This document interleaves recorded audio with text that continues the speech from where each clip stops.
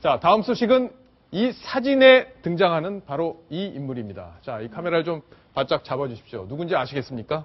예, 얼핏 보면 누구하고 많이 닮았는데요. 바로 이분과 관련된 이야기입니다. 순위 먼저 확인합니다.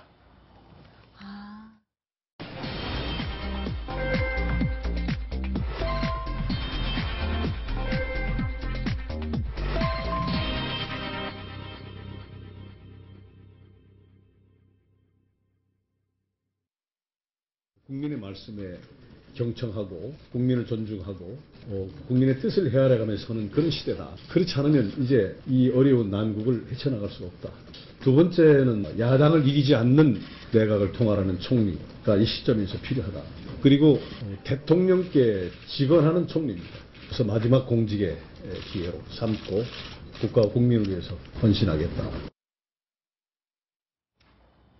자, 새누리당 이완구 원내대표가 오늘 국무총리에 내정이 됐습니다. 이완구 원내대표를 줄여서 2PM이다 이런 표현을 썼었는데 자, 민심이 수습이 될지 한번 지켜봐야겠습니다. 관심을 끄는 건 또 3인방인데요. 3인방의 거취는 어떻게 되는지 우리 청와대 출입하고 있는 동정민 팀장하고 자세히 알아보겠습니다. 자, 동 팀장. 네. 일단 총리는 사실 우리가 5월에 바꾼다 네. 이렇게 지금 예상을 했었고 해양수산부 장관 등 한 두세 개 부처 정도만 개각을 할 거다 이렇게 네. 예상이 됐었는데 왜 갑자기 이렇게 계획이 바뀐 건가요? 네, 말씀하신 대로 모든 인적 쇄신 중에 가장 뒤에 있을 거라고 예상했던 총리가 가장 빨리 쇄신이 되는 대상이 돼버렸습니다. 그만큼 박근혜 대통령이 지금 급하다는 거고요. 말씀하신 대로 지금 지지율이 상당히 지금 30%까지 떨어지는 상황에서 뭔가 분위기 쇄신이 필요하다. 분위기 쇄신을 하는 거에 있어서 가장 지금까지 권력 1위라고 볼 수 있는 국무총리를 바꾸는 것이 필요하다. 이렇게 생각을 한 것 같고요. 또 취임 2주년 다음 달에 할 예정이었던 청와대 내각 개편도 한 달 정도 빨리 했습니다. 여기에는 현실적인 이유도 담겨 있는데요. 오늘 개편한 사람들 특징들을 잘 보면 국무총리를 제외하고는 모두 인사청문회를 할 필요가 없는 사람들입니다. 그만큼 빨리 하더라도 크게 상관이 없는 사람들이고 나머지 개각 부분에 있어서는 인사청문회를 거쳐야 되기 때문에 면밀한 검증이 필요하다고 볼 수 있겠고 또 비서실장이 바뀌지 않고 왜 총리만 바뀌었냐? 총리는 이완구 국무총리라는 확실한 카드가 있었기 때문에 바뀔 수 있었지만 김기춘 비서실장 후임은 아직 찾지 못한 것 같습니다. 그렇군요. 자, 김기춘 비서실장 얘기는 조금 이따 하려고 그랬더니 벌써 다 얘기해버리셨네요. 자, 박성훈 논설위원께 질문 드릴게요. 네. 박근혜 대통령 지금 위기입니다. 네. 분명히 위기예요. 연초에 기자회견 잘못했고 그리고 지금 연말정산 문제 때문에 지지율 지금 막 내려가고 있습니다. 자, 이 카드로 수습이 될 수 있을까요? 일단 이완구 총리에 대한 평은 지금 정치권에서 심지어 야권에 이르기까지 나쁘진 않습니다. 그렇지만 지금 문제의 본질은 애초에 인적 쇄신론이 비등하게 된 출발 자체가 정윤회 문건 사건 이후에 대통령의 소통을 가로막는 바로 그 절벽이 어디냐.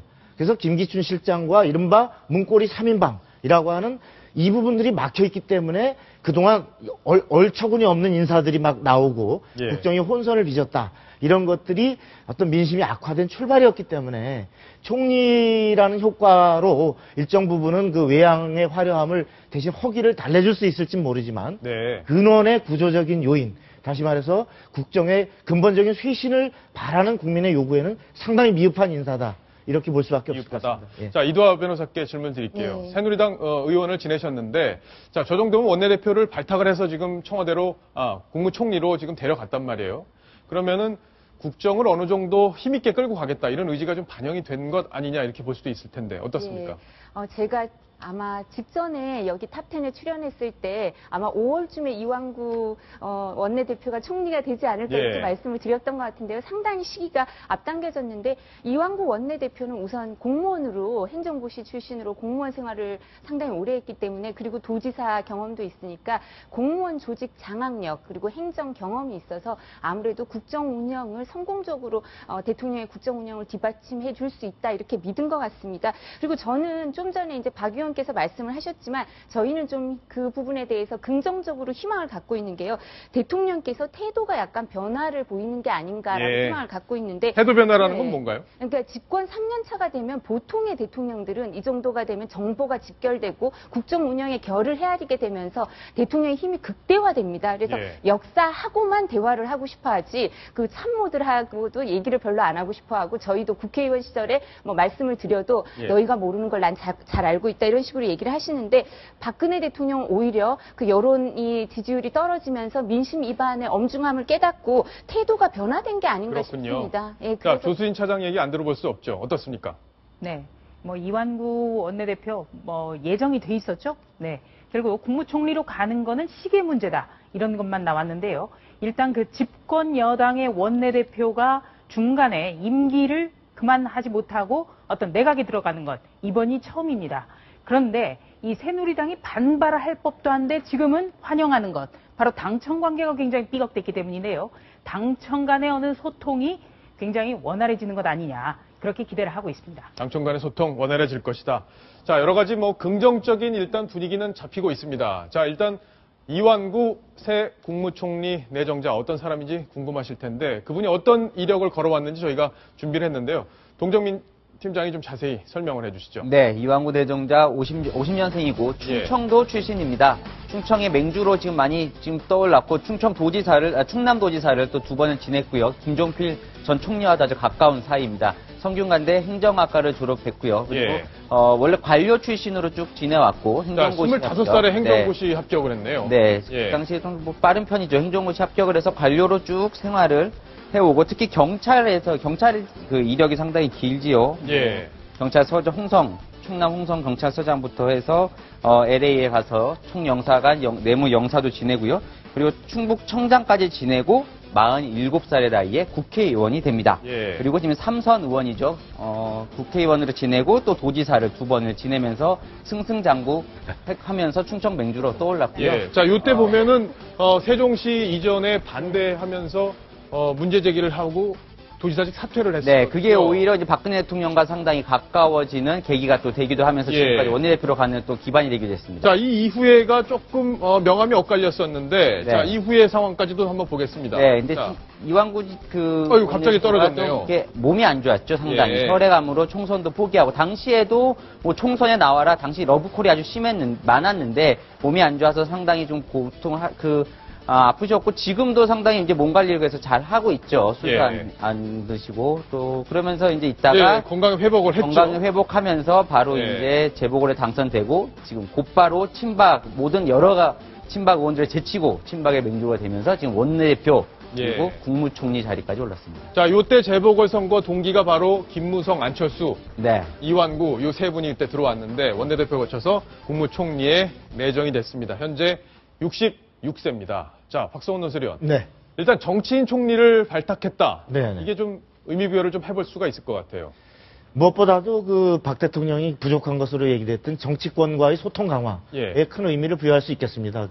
아시다시피 그 이완구 총리 후보자는 그 원내대표 시절에 작년에 그 어려웠던 세월호 특별법을 야당 원내대표가 교체되는 그 와중에서도 어쨌든 성사시켜서 어떤 전국의 또 예산에 물론 그 국회 선진화법 덕도 있겠습니다만 그 예산안의 회기내 통과를 그 법정 기한 내 통과를 이끌어냈고 그래서 그 지도력과 정치력으로 야당에서도 굉장히 오늘 사실 방문 과정에서 굉장히 환영을 받는 이러한 것으로 무엇보다도 산적한 그 법안 통과를 위해서 정치권과의 소통을 강화하고 또 아까 조수진 차장이 얘기한 것처럼 당정 간의 소통을 강화함으로써 내각 전체에 대한 장악력을 높이겠다. 이러한 것에 의미가 있는 것으로 봐야 될 것 같습니다.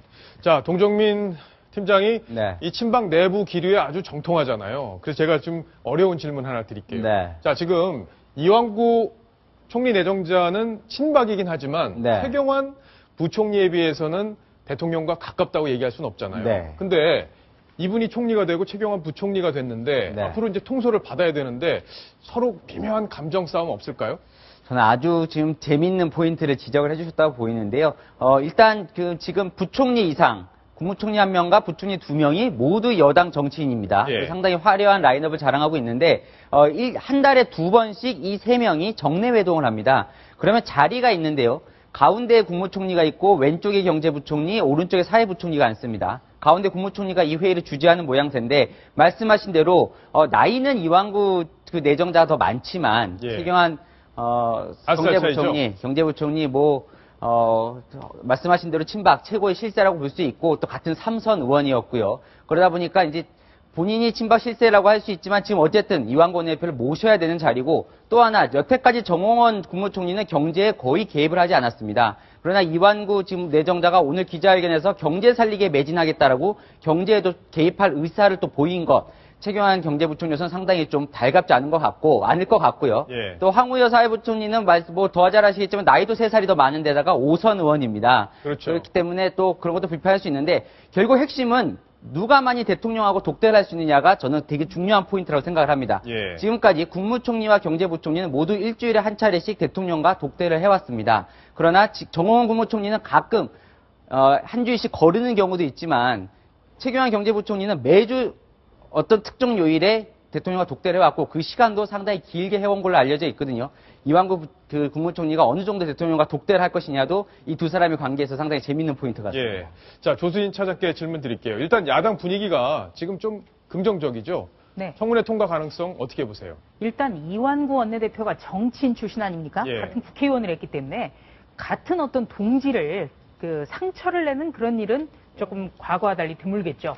일단 그런 점에서 청문회 통과 굉장히 낙관적이지 않을까 이런 전망이 많고요. 또 한 가지는 이완구 원내대표가 그간 주변 정리를 굉장히 철저히 해왔다. 예. 그런 말씀을 좀 드리고 싶습니다. 그래서 일각에서는 좀 결벽증이 있는 것 같다라는 얘기도 했는데요. 결벽증이요? 자녀의 자녀에게 유학비를 보내고 그 돈에 대해서 증여세를 스스로 납부를 한다든가 예. 여러 가지 일화가 많습니다. 그 얘기는 제가 이완구 내정자한테 직접 들은 적이 있는데, 자녀 학비를 외국에 보내고 증여세를 내러 갔대요. 그랬더니 증여세도 그러면 이거 내 돈으로 낸 거니까 내가 증여한 거니까 또 증여세 내가 내야 되지 않냐 물어봤더니 맞다. 그래서 증여세를 다시 냈답니다. 그리고 돌아오는 길에 다시 물어봤대요. 그랬더니 세무서 직원이 그것까지는 안 내셔도 된다. 그 이외에 증여세까지는 안 내셔도 된다. 이렇게 얘기를 했다는 얘기를 예전에 한번 한 적이 있습니다. 자, 이두하 변호사께 질문을 이어갈게요. 지금 야당에서 저런 스탠스로 나온다면 어떻습니까? 청문회 통과 가능성. 예, 문희상 비대위원장이 그렇게 말씀을 하셨죠. 같이 동지적인 입장에서 있었지만 검증은 철저히 하겠다고 말씀은 하셨지만 현역 국회의원 중에서 장관이나 총리로 가서 청문회 대상이 된 사람 중에 낙마한 사람이 거의 예가 없습니다. 그래서 예. 비난을 받기도 하지만 그만큼 지금 말씀하신 것처럼 앵커가 말씀하신 것처럼 이완구 국무총리 내정자는 사실 시기의 문제였기 때문에 항상 자기를 준비를 해온 사람이기 때문에요. 낙마 가능성은 그리 높지 않을 것 같습니다. 예. 네. 자, 이완구 내정자, 총리 내정자가 사실은 말 나온 지가 벌써 오래됐습니다. 지난해 가을부터 얘기가 나오기 시작했는데 처음 얘기가 나왔을 때 제가 직접 국회로 가서 인터뷰를 했었는데요. 그 영상을 먼저 보시고 또 이야기를 이어가겠습니다. 만약에 제안이 온다면 어떻게? 그럴 일은 없을 것 같아요. 임기 동안 충실하게 제 원내대표직 열심히 하겠습니다. 예. 청와대에서 특별히 말씀 들으신 건 없으십니까? 전혀 없습니다. 그러니까 대통령의 그 개혁의 방향을 이해하고 동시에 리더십을 확고하게 잡아가면서 국회 협력 관계를 갖춰주는, 그러면서 대통령에게 힘을 실어주는, 그래야 일할 수 있지 않겠나. 그저 관리형은 곤란하다. 저는 그렇게 생각합니다. 자, 저 때만 해도 얘기를 들은 건 없다 이렇게 얘기를 했는데 시청자 질문이 하나 들어왔습니다. 같이 보겠습니다. 박성훈 논설위원께 질문이 왔습니다. 이완구 총리 내정자의 오늘 발언 중 대통령께 바른 소리, 쓴소리를 하겠다고 했는데 신밖에로 과연 그렇게 할 수 있을지 의문입니다. 저도 의문 듭니다. 어떻습니까? 이완구 후보자가 작년에 5월에 원내대표에 선출됐을 때 예. 아마 많은 분들 기억할 겁니다. 필요하다면 대통령께 고언도 드릴 작정이다 이렇게 얘기를 했거든요. 근데 실제로 대통령이 많은 부분 비판을 받는 인적쇄신이나 또 국정의 소통 문제에 대해서 과연 고언을 했느냐에 대해서는 기억하는 사람이 별로 없습니다. 오히려 기억나는 것은 작년 12월 7일 여당 지도부하고 청와대 오찬에서 예. 각하라는 표현을 3차례나 써가면서 이렇게 했던 적이 있었는데 이걸 보면서 그 총리를 임명된다고 그러는데 관련 있는 거 아니냐. 그래서 저런 자세로 가서 총리를 하면 뭔가 좀 제대로 직언을 할 수 있겠느냐 이런 우려가 없지 않았는데 제가 사실 취재해본 바로는 전국이 상당히 꼬여있고 할 때 고언까지는 몰라도 조언 예. 적어도 이렇게 지금 소통을 했으면 좋겠다. 또 예. 김무성 대표하고의 관계 또 정책과 관련해서 대통령과 많은 통화를 하면서 실제로 조언을 한 걸로 알고 있습니다. 다만 일각에서 우려하는 것처럼 과거 총리라는 것이 하기에 우리와 같은 헌법 구조에서는 자칫 대독 총리, 아까 본인이 절대 대선 안 된다고 하는 관리형 총리에 머물 수도 있으니만큼 예. 본인이 아마 실제로 그런 초심을 잃지 않고 제대로 가서 필요한 직원을 좀 하셔야 될 것 같습니다. 그렇군요. 네. 자, 조수인 차장께 질문을 이어가겠습니다. 일단 재산이 또 얼마나 되는지, 군대는 또 잘 갔다 왔는지 이런 것들도 아마 쟁점이 될 텐데 어떻습니까? 네. 이완구 총리 내정자의 총 재산은 14억 원 정도입니다. 14억 원이요? 네. 보면서 좀 설명을 드릴까요? 예. 네. 지금 그래픽이 준비가 돼 있는데요. 지금 살고 있는 강남구 도곡동의 주상복합 9억 7,600만 원이고요. 2012년식 에쿠스 승용차가 있습니다. 그리고 본인 예금, 배우자 예금 이렇게 한 4억 원가량이 있습니다. 자, 박성훈 논설위원 이 정도면 많은 겁니까? 적은 겁니까? 저 정도의 경력에 비추보면 에버리지 보통 수준 아닐까 싶습니다. 보통 수준이다. 예, 그렇게 많거나 적다라고 보이진 않습니다. 예, 그러네요. 일단 재산상으로는 크게 지금 현재 드러난 거는 문제가 될 게 없을 텐데 병역은 뭐 다 문제가 없는 상태인가요? 어떻습니까? 네, 병역에도 문제가 없는 걸로 알고 있습니다. 예, 본인도 병역을 필했고요. 네, 그러면 이제 차남이 이제 조금 이제 예. 본인과 장남은 별 문제가 없고 차남이 병역을 가지는 않았습니다. 이게 군대를 안 갔군요. 군대를 가지는 않았고 이 불안정성 무릎 관절이라는 병명으로 처음에 재검을 받고 하다가 이제 가지 않았기 때문에 이 부분 좀 논란이 될 것 같은데 어쨌든 그 부분도 좀 아직 해명이 나온 상태는 아니기 때문에 좀 지켜봐야 될 것 같습니다. 자, 조수인 차장께 야당 분위기를 조금 더 깊게 여쭤볼게요. 물 밑에서 흐르는 기류는 일단 저 정도면 잘된 총리 인선이다 이런 기류가 있는 건 분명한 거죠. 네, 아무래도 이제 야당은 지금까지 가장 중요한 것, 그 청와대와의 어떤 소통 구조 이것이 없었다고 봤기 때문에 같이 항상 협상 테이블에서 마주 앉았던 이완구 원내대표가 국무총리로 발탁이 된 것 자체를 환영하는 분위기입니다. 예. 그리고 조금 전에 박성원 논설위원도 얘기를 했습니다만 그 작년에 세월호 특별법 협상 때 참 이 야당의 강경파들의 반대를 위한 반대 때문에 굉장히 어려웠습니다.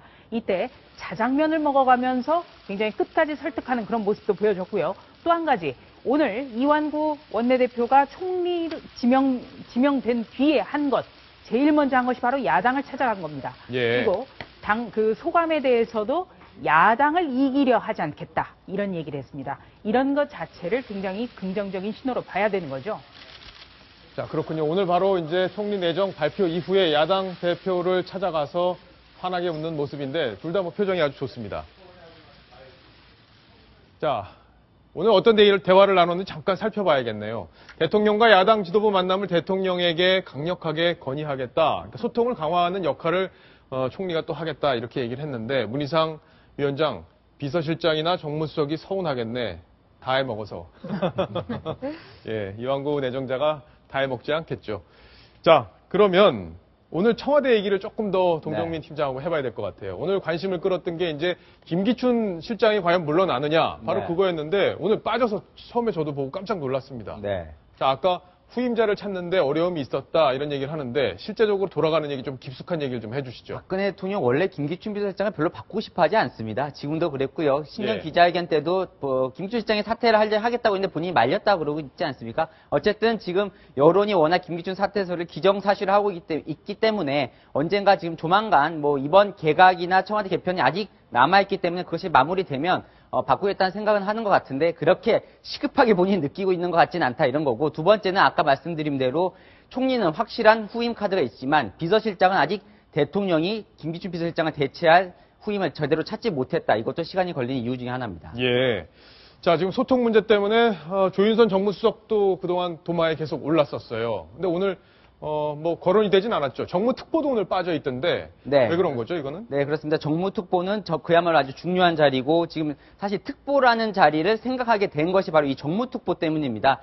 예. 지난달에 그 친박 의원들과의 만찬 자리에서 정무장관 정무특보 얘기가 많이 나왔고 그 자리에서 박근혜 대통령이 이 정무특보 신설해야겠다는 생각을 했기 때문에 정무특보가 핵심인데 아직까지 친박만 하자니 너무 그 본인의 계파만 싸워둔다는 소리가 들리고요. 또 친이만 하자니 과연 대통령하고 직통해서 당하고 소통할 수 있느냐, 이 딜레마가 있습니다. 그러면 둘 다 줄 거냐, 이 부분이 지금 정리가 돼야 되고요. 정무수석은 현재까지는 바뀌지 않는 걸로 지금 이제 얘기가 나와 있고, 정무수석을 바꾸기보다 정무특보를 둠으로써 정무수석이 약간 부족한 점이 있다면 그걸 보완하겠다는 지금 생각이기 때문에 결국 정무특보가 누가 될 것이냐, 향후 인선 과정에서 가장 관심 포인트입니다. 그렇군요. 자, 마지막으로 짧게 하나만 짚어보겠습니다. 자, 지금 3인방 얘기예요. 네. 지금 저희가 지난번에 예측을 했던 것과 비슷하게 지금 결론이 나왔는데 결국엔 대통령 이 세 분 같이 정치하겠다. 이 뜻은 굽히질 않았네요. 대통령이 여론과 어느 정도 타협점을 찾으려고 애는 썼습니다. 예. 그러나 이 세 사람 역할이 축소됐다고 보기는 어렵습니다. 자, 한 명씩 짚어주시죠. 네, 이재만 총무비서관이 인사위원회에서 배제가 됐지만 어쨌든 지금 이재만 비서관이 인사위원회에 들어간 이유는 대선 때 대통령이 가지고 있는 인사수첩을 가장 잘 아는 사람이기 때문인데요. 예. 이미 2년이 지났기 때문에 어느 정도 인사수첩은 다 소진이 됐다. 그러면 이제부터는 새로운 사람을 찾는 역할은 인사수석이 하면 되기 때문에 이재만 비서관은 그런 시스템적으로 인사를 하기에 있다는 의지도 좀 담긴 것 같고요.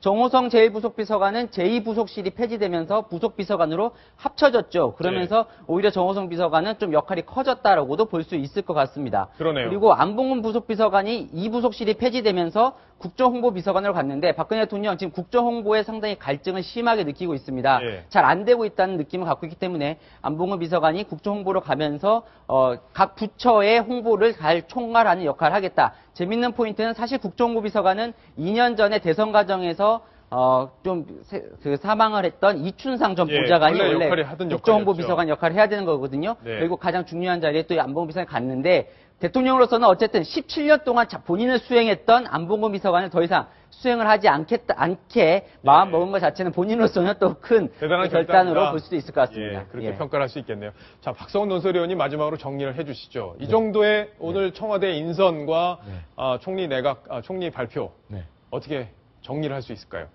총체적으로 아까도 말씀드렸습니다만 총리 카드는 나름대로 그 예측 가능하고 또 정치권에서도 환영받는 예. 나름 잘된 인사람 평이 많습니다만 가장 핵심이었던 실장과 바로 3인방이 거친데 3인방을 기왕에 저런 문고리라고 하는 그런 얘기를 들어가면서 소통 부재라는 얘기를 들으면 좀 더 원거리로 뺐어야 된다. 더 멀리. 예, 아니 저분들의 잘못이 없고 능력이 있다 하더라도 쓸 수 있는 자리는 사실 얼마든지 많은데 지금 보세요. 아까 요리조리 비켜갔지만 저 자리는 결국 다 청와대 문고리 주변을 아까 국정홍보 비서관 마찬가지입니다. 청와대를 소통하는 문고리를 다 여전히 장악하고 있는 이런 모양새에서 왜 대통령이 벗어나지 못하는지 이거에 대해서 많은 분들이 안타까워하고 때문에 앞으로 더 떨어질 수 있는 지지율 이런 것을 상쇄하기 위해서는 결국은 김기춘 실장의 교체가 불가피하게 가고 있다. 예. 그런 전망이 많습니다. 자, 마지막으로 동정민 팀장께 짧게 여쭙게요. 네. 김기춘 실장 언제 바뀝니까, 그러면? 김기춘 실장 어쨌든 지금 뭐 2월 안에는 그 개각이나 나머지 청와대 개편을 바꿔야 되고요. 지금 한창 청와대 비서실 개편을 하고 있습니다. 예. 그러니까 지금은 큰 이제 수석들만 발표를 한 거고요. 비서관들을 상당히 많이 교체가 되는 걸로 지금 예상이 되어 있거든요. 이 부분은 어쨌든 김기춘 비서실장이 책임을 져야 되기 때문에 2월 안에는 바뀔 것으로 보입니다. 예. 자, 오늘 청와대 개편 그리고 총리 내정 소식까지 정리를 해봤습니다.